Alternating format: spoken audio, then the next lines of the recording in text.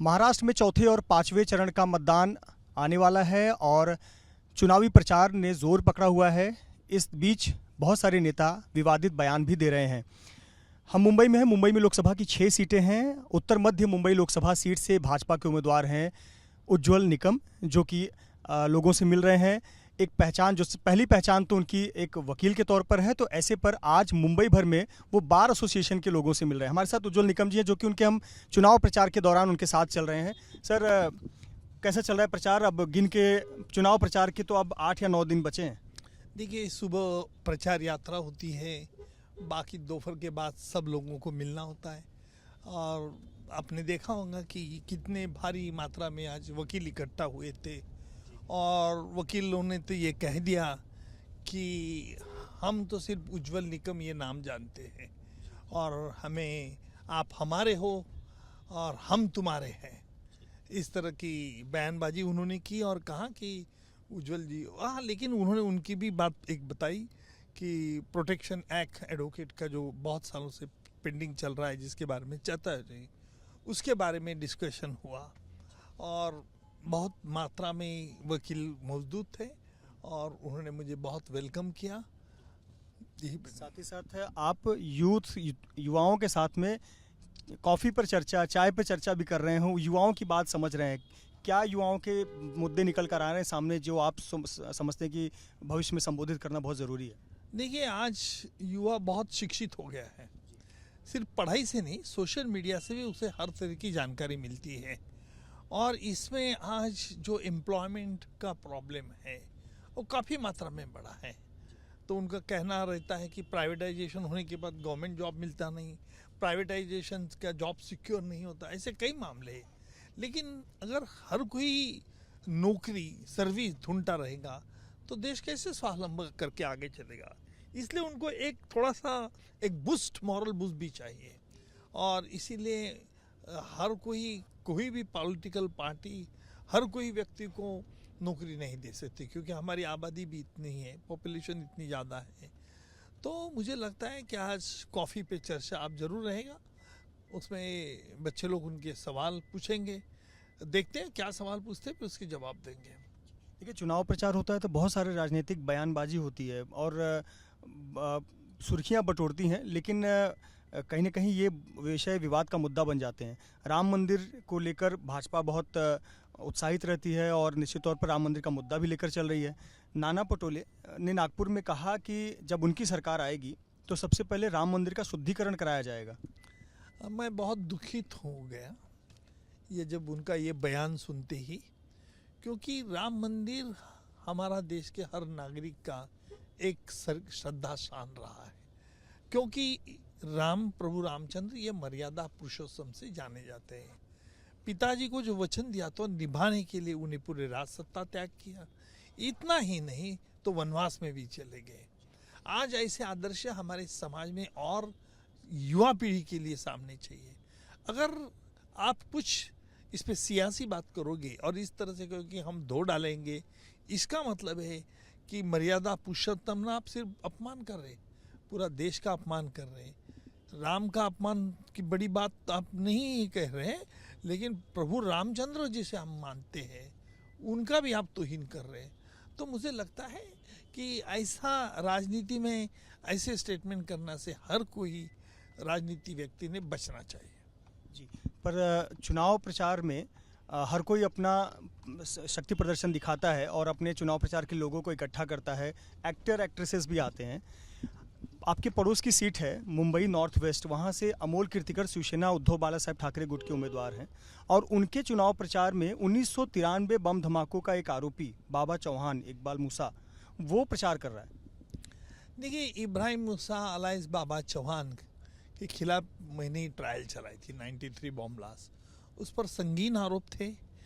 25 hand grenade उसने पास से बरामद किए गए, एक AK-56 राइफल, 656 राउंड्स और 20 एम्प्टी मैगजीन्स, और उसे 10 साल की सज़ा हुई थी।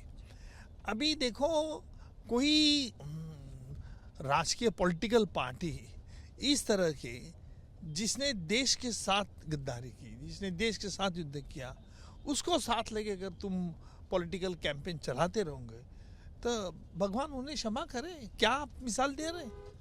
आप इस प्रकार का राजनीति करना चाहोगे तो मुझे लगता है कि कल इसका बहुत दुर्गामी परिणाम हो सकता है। 1993 बम धमाकों के आरोपी प्रचार कर रहे हैं, तो वहीं कसाब को लेकर भी टिप्पणी हो रही है कि आपने अपने जब ट्रायल चल रहा था तब ये झूठ फैलाया कि कसाब बिरयानी मांगता था, इस तरह की बातें। नहीं, झूठ नहीं, हमने तो कहा था कि कसाब ने मटन बिरयानी की मांग की और कोर्ट ने भी दूसरे दिन उसकी तहकीकात की जब उसने वकील ने कहा था कि कसाब ने मेरे पास मांगी नहीं, निगम साहब की बात मांगी है। तो कोर्ट को हमने कहा कि आप कसाब से पूछ लो। कोर्ट ने कसाब से पूछा, कसाब ने कुछ बोला नहीं। अभी कसाब क्या हुआ, मांगी क्या नहीं मांगी मुझसे, ये सिर्फ कसाब जानता है और मैं जानता हूँ। और आज कसाब तो जिंदा नहीं है, इसलिए जो व्यक्ति जिंदा नहीं है उस पर मैं अभी बयानबाजी नहीं करता हूँ। लेकिन एक बात ज़रूर है, डंके की चोट पे कहता हूँ कि मैंने ये बोला था कि कसाब ने मटन बिरयानी मांग की और उस वक्त जो भी नैरेटिव चल रहा था वो देश के हित के लिए नैरेटिव था। आप देश के हित के नैरेटिव की बात कर रहे हैं, लेकिन आरोप ये लगा रहे हैं कि आप आरएसएस के मुद्दों पे, आरएसएस के जो लाइन है उस पर आप काम करते रहे और जो 26/11 में जो आरएसएस से प्रभावित पुलिस ऑफिसर थे उनके गोली से जो एक एस एम मुशर्रफ की किताब आई थी उसका हवाला देते हुए कि उससे हेमंत करकरे की मौत हुई, इस पर ये सर जरा खुलासा करिए कि हकीकत क्या थी। देखिए, पहले तो ये बात कहूँगा, जिस पुलिस ऑफिसर ने किताब लिखी है ना वो 26/11 के इन्वेस्टिगेटिंग का टीम का हिस्सा था, ना उसने उसका केस के बारे में इन्वेस्टिगेशन किया था, ना उसे व्यक्तिगत रूप से कुछ जानकारी थी। नंबर 2, जिस कांग्रेस के अपोजिशन लीडर ने ये बात कही और यहाँ तक मुझे कह दिया कि उज्जवल निकम बोले एक देशद्रोही है बिना सबूत, फिर दूसरे दिन बोला कि नहीं मैंने वो किताब में से लिखा था इसलिए मैंने बोला कि करकरे की मृत्यु की कैसा हुआ, क्या हुआ। मैं एक सवाल करना चाहता हूँ आपके माध्यम से, आप इस बाजी से स्टेटमेंट से जिन लोगों ने शहादत दी उनका आप इंसल्ट कर रहे। आपकी इतनी मजल की राजनीति के लिए कि 26/11 का आतंकी हमला ही हुआ नहीं, करकरे की डेथ चली गई, ये भी आप नहीं मानने को तैयार है। और इसलिए मैं कहता हूँ कि आपको देश के बारे में कुछ फिक्र नहीं है, सिर्फ आपको राजनीति बात करनी है। मुझे कहता है कि मैं कहूँगा ये गलत है, क्योंकि कसाब ने खुद इकबाली बयान में मान लिया है कि हाँ मैंने पुलिस जीप पर फायरिंग की, उसमें 3 अधिकारी मर गए और कुछ पुलिसकर्मी मरे, ये बात की। दूसरे चश्मदीद 2 गवाह हो गए और तीसरा पाकिस्तान ने भी मान लिया। और तुम आज ये सवाल कर रहे सिर्फ उज्जवल निकम की कैंडिडेचर डिक्लेयर होने के बाद तुम देशद्रोही कह रहे। जहाँ तक संघ की बात है, सबूत लेके आओ कि मैं संघ का कभी शाखा में जाता था कि संघ का कार्य करता हूँ। संघ के बारे में अभी 4-5 दिन पहले ही मुझे जानकारी पूरी हो गई कि संघ की रचना क्या है, संघ का उद्देश्य क्या। और मैं कहूँगा कि अगर ये आपको बुरा लगता है संघ का, तो मैं डंके की चोट पर कहूँगा कि हाँ मैं संघ का कार्य करता हूँ। क्या कहोगे? संघ राष्ट्रप्रेमी, कोई पॉलिटिकल पार्टी को कभी वो कैनवास नहीं करते। इस तरह से बेहूदी बातें करना, तुम हमारी देश का हर कोई सिविलियन का इंसल्ट करते। आज आपने एक बात महत्वपूर्ण कही कि आप 5-6 दिनों से नामांकन के आसपास से आप संघ के बारे में जानने शुरू किया आपने, और अपने आप को कह रहे हैं कि हाँ मैं मानने के लिए तैयार हूँ कि मतलब इस पढ़ने के बाद मानने के देख, मुझे जानने की बात, संघ की रचना, संघ का उद्देश्य, अगर ये आरोप लगाते हैं तो बड़े गर्व से मैं कहूँगा फिर कि आप संघ के नहीं, संघ के नहीं, तुम लगाते हैं ना, आरोप लगाओ। हाँ, तो उससे आपको अब आपत्ति नहीं है कि हाँ मैं संघ के विचार को मानने लगा? क्यों नहीं, क्यों आपत्ति रहेंगे? हर कोई राष्ट्र प्रेमी को बिल्कुल ही आपत्ति नहीं होना चाहिए। सर, पूरे करियर के दौरान आपने जब भी पाकिस्तान का विषय आया, पाकिस्तान से स्पॉन्सर्ड टेररिज्म हो, कोई और विषय हो, आप लड़े, कोर्ट में लड़े, विजय दिलाई, केस जीते।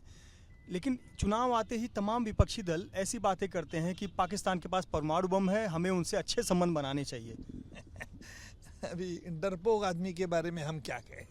देखो भाई, जब पुलवामा में अटैक हुआ, जब उरी में अटैक हुआ, उसके बाद हमने सर्जिकल स्ट्राइक किया कि नहीं किया? अरे मोदी सरकार ने किया ना। और मोदी सरकार ने सर्जिकल स्ट्राइक करने के बाद कभी पाकिस्तान ने कहा कि भारत ने हम पे आक्रमण कर दिया? भारत का सर्जिकल स्ट्राइक हमारे कभी किया?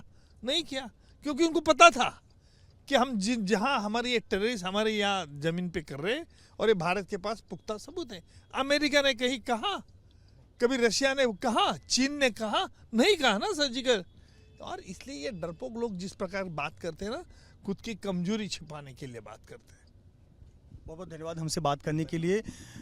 मुंबई के उत्तर मध्य लोकसभा सीट से भाजपा महायुति के उम्मीदवार उज्ज्वल निकम, जिन्होंने बेबाक अंदाज में अपनी राय रखी, जैसे वो हमेशा कोर्ट में रखते आए हैं, और विश्वास जताया कि वो फिलहाल बार एसोसिएशन के लोग हों, यूथ हों, सभी से संपर्क कर रहे हैं और अपना चुनाव अभियान को तेजी दे रहे हैं। कैमरामैन योगेंद्र गुप्ता के साथ मृत्युंजय सिंह, एबीपी न्यूज़, मुंबई।